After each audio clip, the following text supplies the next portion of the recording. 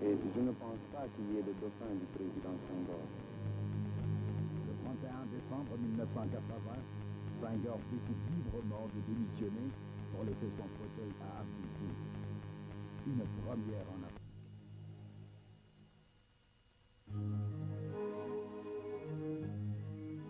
Abdou Diouf va poser des actes majeurs en décidant surtout de permettre le multipartisme intégral. De 4, le nombre de partis politiques passe à 18.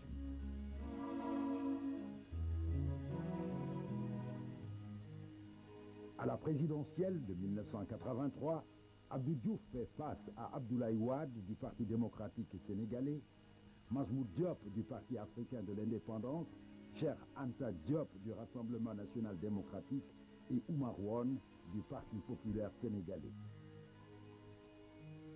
Abdou Diouf remporte largement le scrutin avec près de 84% du suffrage exprimé, tandis qu'au scrutin législatif, le PDS conforte ses places à l'Assemblée nationale alors que le RND gagne un siège.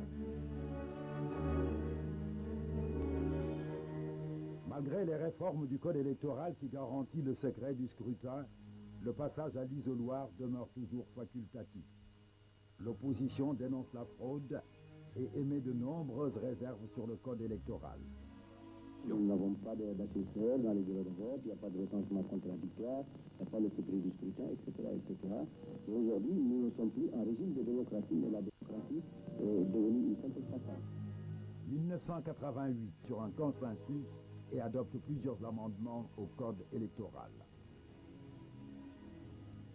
Alors que la rébellion s'active davantage en Casamance, on s'achemine vers l'élection présidentielle de 1993.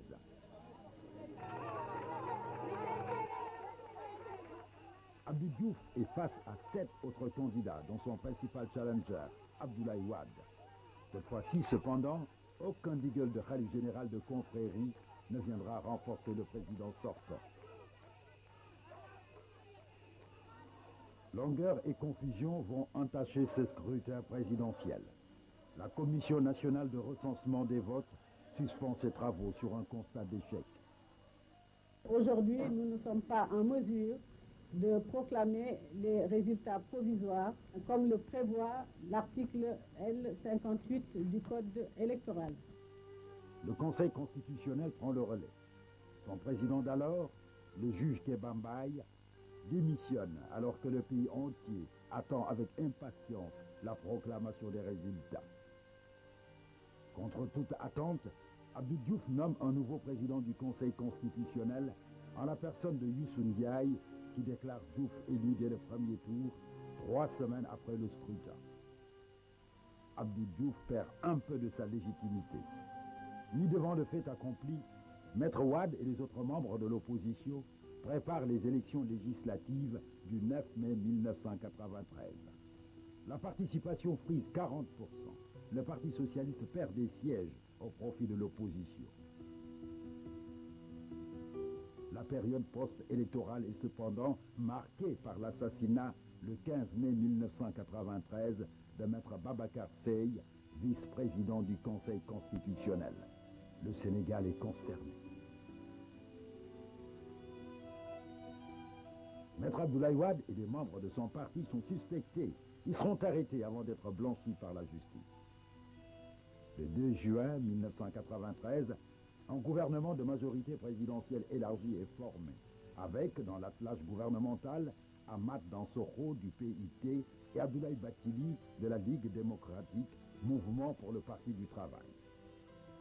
C'était important de pouvoir montrer aux Sénégalaises et aux Sénégalais que les partis politiques qui étaient dans l'opposition étaient capables de mieux gérer le pays. Et je crois que cela a beaucoup contribué à faire tomber le mythe du PS comme étant le seul parti capable de gérer le Sénégal.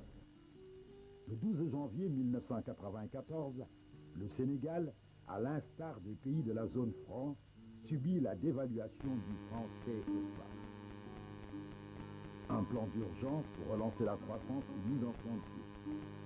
Pris en étau dans une spirale de pauvreté sans précédent, le peuple se met à gronder.